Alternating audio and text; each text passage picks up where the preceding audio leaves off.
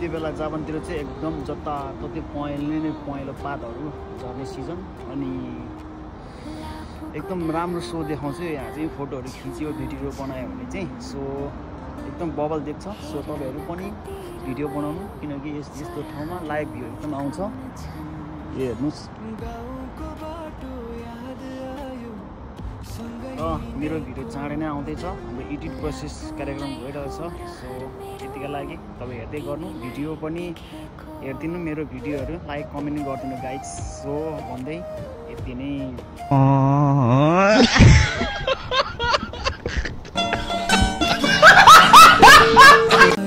र यो ब्याकग्राउन्डमा बजिरहेको म्युजिक चाहिँ मैले लेखेको हो र मैले बनाएको हो र मैले चाहिँ एआईबाट बनाएको कस्तो छ मैले आफैले लेखेको गीत है।